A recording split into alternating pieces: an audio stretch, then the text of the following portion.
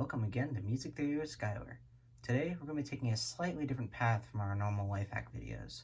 Over the past couple of months, I've been writing this Introduction to Music Theory packet to help explain many of the concepts that our band has taught over the years.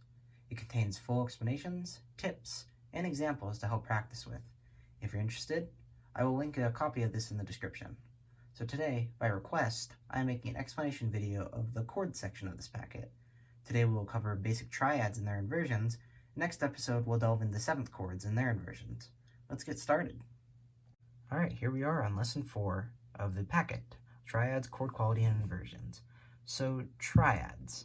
The most basic chord used in composition is a triad. A triad is the first, third, and fifth degrees of a scale, all stacked on top of each other to create harmony.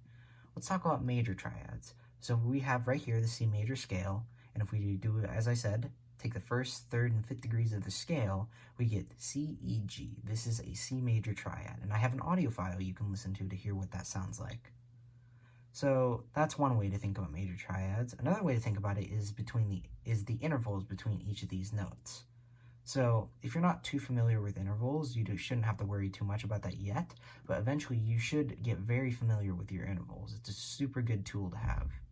So if we look at the interval between C and E, we have a major third, and E to G is a minor third. So another way to make a major triad is to just, from the root note, go up a major third, and then go up a minor third.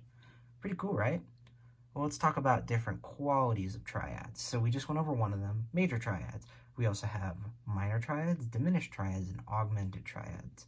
Let's raise this up and talk about minor. So to make a minor triad, you can take one way to do it is you can take the third of the major triad and lower it by a half step to E flat. So you would have C, E flat, and G. Another way to do it is think about the C minor scale. So we have 3 flats, B flat, E flat, A flat. If we do the same thing as we did with major triads and we take the first, third, and fifth of the scale, we'll get the same thing, C, E flat, and G. Again, I have an audio file for you to listen to so that you can hear what that sounds like. If we were to think about intervals as well, like we did with the major scale or the major triad, the distance between C and E flat is a minor third, and E flat to G is a major third.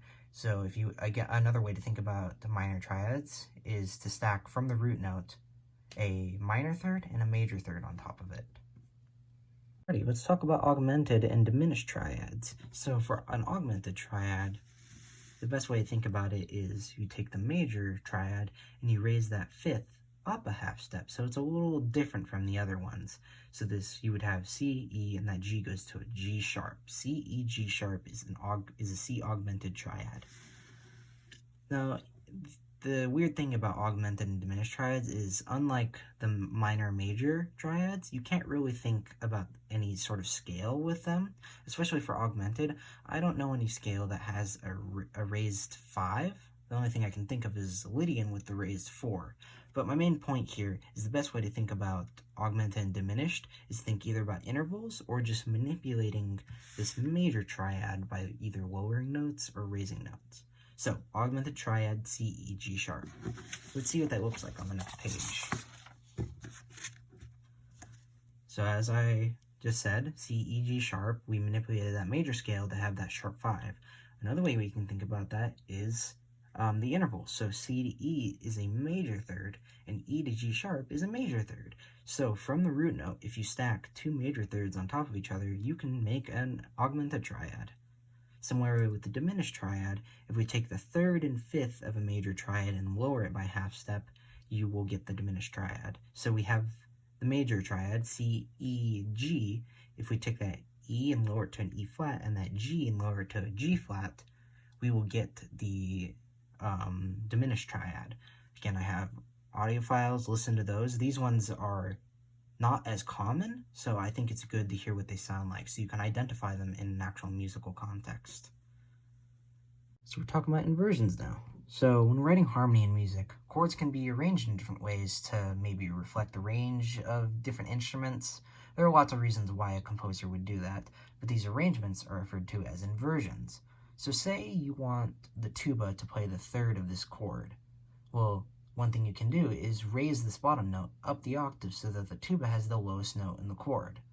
That's one way to think about it. So what are these positions actually called?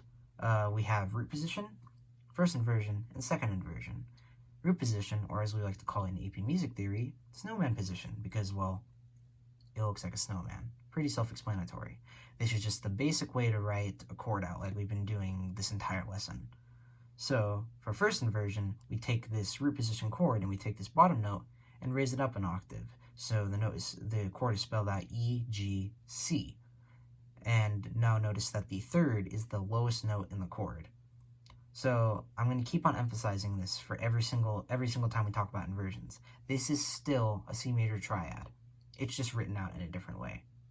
For second inversion, we take this first inversion chord and take that third up the octave. So now the chord is spelled out G, C, E. Now notice that the fifth is the lowest note in the chord. And again, this is still a C major triad. It's just written out in a different way. So you may be thinking, well, where's third inversion, fourth inversion, fifth inversion? Well, say if we were to take this bottom note again up the octave, you would just spell out the root position chord again. This changes when we get to seventh chords because now you have more notes to work with. So keep in mind that when we get to seventh chords, there is a third inversion, but no fourth inversion and fifth inversion because there's just not enough notes. Alrighty, let's actually try some examples of these. So, the instructions for this exercise is to write out all the triads for one key. These include major, minor, augmented, diminished, and all of their inversions. Do not write out the key signature, write out the accidentals, and if you're stuck, ask your teacher or another student for help. So, I encourage you to just find any key that you're familiar with and just do the exercise with it. So, but for this video, I'm going to use G major. Alrighty, so let's just write out all these chords. So for G major, we just write it G, B, D. That is the G major triad in root position. If we were to write this in first position, we would move this bottom note up the octave to that other G. So we have B, D, G. And if we were to put it in second position, we would have D, move this third up the octave, G, B. See? Now, for the minor triad, we're going to write out major triad and lower this third to B flat. So if we were to write these in the different inversions, we would have B flat, D, and G. And if you're having a hard time reading this, I'm sorry. It's kind of a light pencil. But I'm just going to continue anyways. Bring this third up the octave to D, G, B flat. Don't forget your accidentals. Augmented triad, and write out G, B, D, sharp, right? Because we raised that fifth up a half step. Augmented triad, we have B, D sharp, raise this up to G, and then D sharp,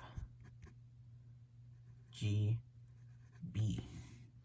Finally, diminished triad, we have G, B flat, and D flat. See, we have that lowered fifth and third. Write this in first position, we have B flat, D flat, and G. And in second position, we have D flat, G, B flat. Alrighty. I encourage you to try this on your own, and have a great day.